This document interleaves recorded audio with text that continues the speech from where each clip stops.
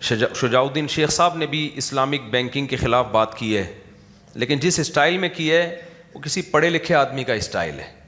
انہوں نے کہا مفتی تقی صاحب بہت بڑے ہیں اور میں اختلاف نہیں کر رہا، لیکن علماء دیوبند میں بھی بعض علماء اسلامی بینکنگ کے خلاف ہیں، تو اب شک پیدا ہو گیا۔ اب چونکہ شک پیدا ہو گیا ہے تو حدیث میں آتا ہے کہ سود بھی چھوڑ دو، اور سود میں اگر شک ہو تو وہ شک بھی چھوڑ دو۔ اور یہ بھی حدیث پیش کی کہ حلال بھی واضح ہے، حرام بھی واضح ہے، کچھ چیزیں مشتبہات میں سے ہوتی ہیں تو مشتبہات کو چھوڑ دینا چاہیے۔ یہ بڑی بیلنس بات کی ہے شجاع الدین شیخ صاحب نے کہ بھائی چونکہ علماء میں ہی اختلاف ہے اس مسئلے میں، تو ہم احتیاط کی بیس پہ اسلامک بینکنگ سے بھی اوائڈ کرتے ہیں۔ یہ ایک معقول بات ہے، باقی میں اس کا جواب دیتا ہوں، لیکن یہ کوئی بات ہے جو سنی بھی جا سکتی ہے اور اس کا جواب بھی دیا جا سکتا ہے۔ کوئی جواب سے راضی ہو تو بھی ٹھیک ہے، راضی نہ ہو تو بھی۔ دیکھو یہ جو پہلے میں شجاع الدین شیخ صاحب کی بات کا جواب دوں گا، ساحل ادیم کی طرف میں بعد میں آتا ہوں، کیونکہ شجاع الدین شیخ صاحب نے جو بات کی ہے نا، وہ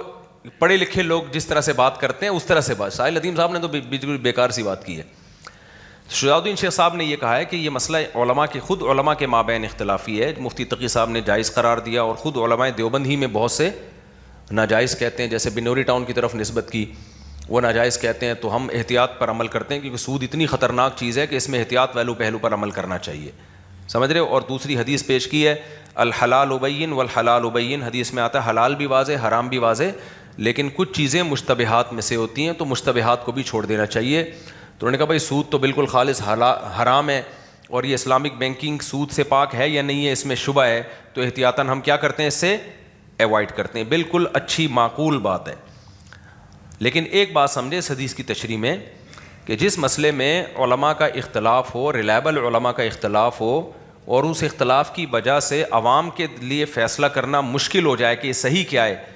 تو وہ عوام کے حق میں تو مشتبہات میں سے ہوتا ہے، اس عوام کے لیے مشتبہات میں سے ہوگا، لیکن جس کے کس خود تحقیق ہو اور وہ تحقیق کے بعد فیصلہ کرے کہ یہ جائز ہے، اس کے لیے وہ مشتبہ نہیں ہوتا۔ سمجھ رہے کہ نہیں سمجھ رہے؟ دیکھو ایک چیز کے بارے میں اختلاف ہو گیا، ایک مفتی کہہ رہا ہے یہ حلال ہے، میری تحقیق ہے، دوسرا مفتی کہہ رہا ہے حرام ہے، تو ایک تھرڈ پارٹی کے لیے تو یہ مشتبہ ہوگا، خود اس مفتی کے لیے تھوڑی ہوگا جو حلال کہہ رہا ہے، کیونکہ وہ تو دلیل کی بیس پہ کہہ رہا ہے، اس کے لیے تو وہ تو یہ کہہ رہا ہے بھائی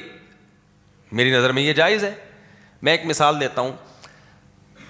حضرت مفتی رشید احمد صاحب رحمہ اللہ تعالیٰ کی رائے یہ تھی صبح صادق کے بارے میں کہ 15 درجے پہ صبح صادق ہوتا ہے، جمہور علماء کہتے ہیں 18 درجے پہ ہوتا ہے، تو مفتی رشید احمد صاحب 15 کے حساب سے روزہ بند کرتے تھے صبح سحری میں۔ کسی نے کہا حضرت علماء کے درمیان اختلاف ہے، آپ احتیاط پر عمل کیوں نہیں کرتے؟ انہوں نے کہا احتیاط پہ تو تیسرا آدمی عمل کرے نا، میری تو خود رائے ہے، میں ہی اگر احتیاط پہ عمل کروں گا تو اس کا مطلب جو صاحب رائے ہے اسے اپنی رائے پر خود ہی اطمینان نہیں ہے۔ سمجھ رہے کہ نہیں سمجھ رہے؟ جو صاحب رائے ہے اسی کو اطمینان نہیں ہے اپنی رائے پر، وہ اس کو مشتبہات میں داخل کر رہا ہے، تو وہ رائے پھر رائے رہتی نہیں ہے۔ تو جن علماء نے اسلامک بینکنگ کی تحقیق کر کے اس کے جائز ہونے کا فتویٰ دیا ہے، ان کی نظر میں یہ مشتبہات میں نہیں ہے، ایک تھرڈ پرسن کی نظر میں مشتبہات میں ہوگا۔ وہ کہے گا بنوری ٹاؤن ناجائز کہہ رہا ہے، دارالعلوم کرنگی جائز کہہ رہا ہے، تو میں کہاں جاؤں؟ بھائی بہتر یہی ہے کہ آپ احتیاط کر لو۔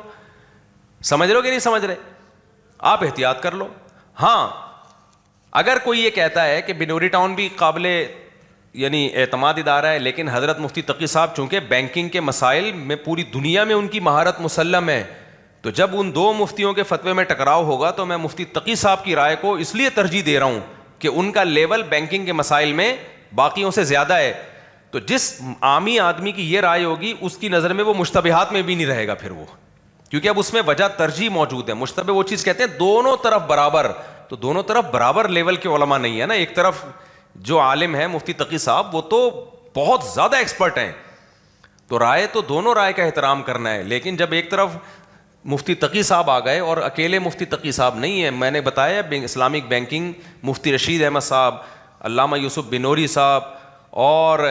مفتی شفیع صاحب جو پاکستان کے مفتی اعظم تھے، یہ پورے علماء کا پینل بیٹھا تھا جنہوں نے یہ آلٹرنیٹ پیش کیا تھا، تو حضرت مفتی تقی صاحب کی اکیلے کی رائے نہیں ہے یہ،